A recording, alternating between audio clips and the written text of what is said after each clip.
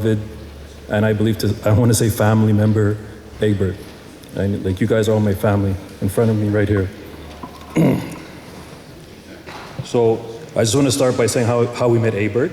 We met Egbert in the early 80s. He came to Canada and he married his first wife, Maria Mitchell, who was my sister's sister from another mother. And so by default, Egbert became my family. So during his stay in Canada, Egbert worked for my father. During the 80s, we had contracts with Pantorama at the time, doing stores across Canada, Ontario, the Maritimes, and Quebec. And Egbert was the painter.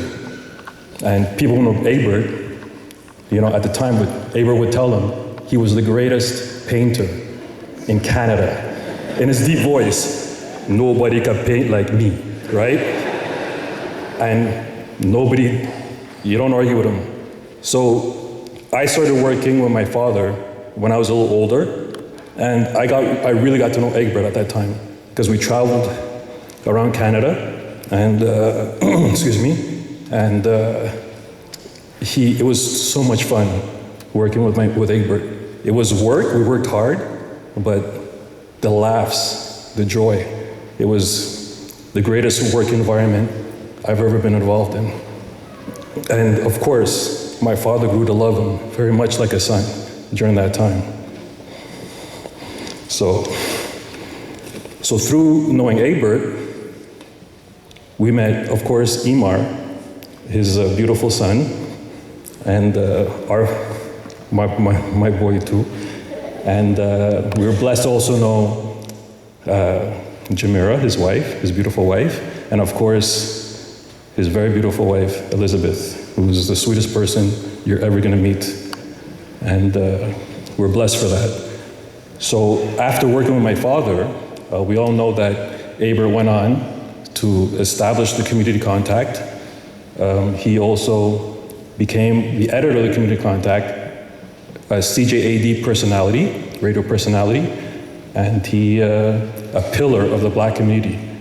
And many people who worked for Egbert at Community Contact became to do great things as well. Like I saw Maya Johnson here, my sister worked for him, and many other young Black people. So my father, he maintained that relationship with Egbert because he you know, it was like his son. And so I would take my father sometimes to do groceries, for example, at Esposito. And every time we went to Esposito, we made it a point to cross the street to see Egbert at the Community Contact. And Egbert always gave us time. He never said, I'm too busy. He never said, come back another time. He sat with us, as busy as he was. He would crack some jokes. We'd have a good belly laugh, and we'd go on our way, being the better for it. And I always remember that and I appreciate that about Egbert. So, fast forward. Sorry, I'm just gonna. Fast forward, my father in 2019 was hospitalized for heart condition at the Glen Hospital, and Egbert made it a point to visit him on a regular basis. But there was a particular occasion while I was visiting, when Egbert visited my dad, that my father was in decline a bit. His health wasn't good. He wasn't able to talk a lot. And so Egbert walks into the room with Elizabeth, and in his booming voice, my father's name is Charlie, he goes, Charlie! And my father sprang up like, my gosh, you know, like he was energized. He started, like, he could talk, he started talking to Egbert and conversing because he loved Egbert, he really loved Egbert. And I tell people that day, I was always suspicious that Egbert was his favorite son. And that confirmed it for me. So, but my father absolutely loved Egbert. The next time he visited, it was when the doctors told us my father didn't have much time. And so that day, all my family was in the room, my mother, my father, my brothers, sisters, everybody. And Egbert, and again Elizabeth, came by to visit that day. And his booming voice he couldn't really react, but you could see in his eyes that he knew Egbert was there. And Egbert comforted us during that time, the whole room, with his humor, with his charisma and everything else, and put us at ease. But it's as if my father knew that Egbert, like he waited for Egbert to arrive, and then he passed right in front of us that evening. And so Egbert was there with us, and Elizabeth, and they really supported us quite a bit. And the third thing Egbert did for me was I asked him to eulogize my father, and he said it without hesitation, yes, like he did it for me. And at the eulogy, unlike me with notes, Egbert didn't have a piece of paper. He didn't read from anything. He said it straight from the heart, and with humor, a beautiful tribute, and it's a eulogy today that people still tell me is one of the greatest things they've ever heard. And I will forever be grateful to Egbert and the family for doing that for me. So I'm just gonna finish this by saying, this is a little tough for me, but this is to Egbert, my friend Egbert. I just want to say thank you for your friendship and the support when my family needed it. And we're so proud of the community leader that you became, but more importantly, we're proud of the father that you were to Imar and to whom you raised to become, he's a man with a heart of gold. Just an exceptional young man. And I have no doubt that Imar will be a great father like you were to him. So I'm very proud of Imar.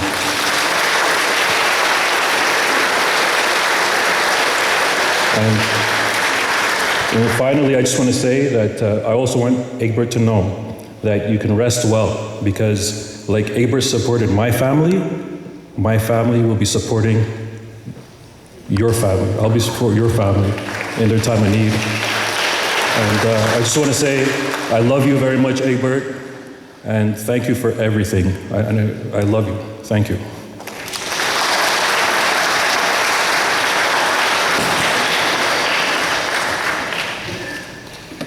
Hello, good morning. My name is Sherelle Mitchell, and I'm speaking on behalf of the maternal cousins of Egbert, also known affectionately as Eggy, or Uncle Eggy to me.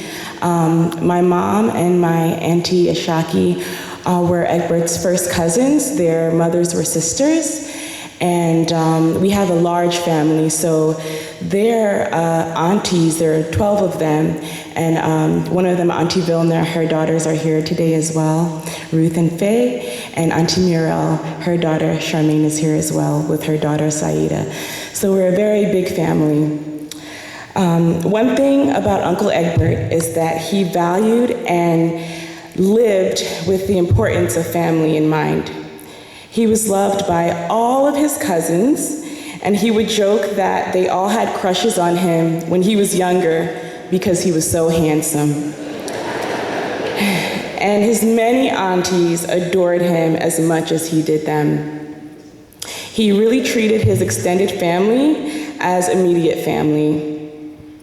Whenever we'd come to Montreal to visit, he would be our host, our tour guide, and making sure that we never forgot that the 1976 Summer Olympics were hosted in Montreal, and he would take us to the complex.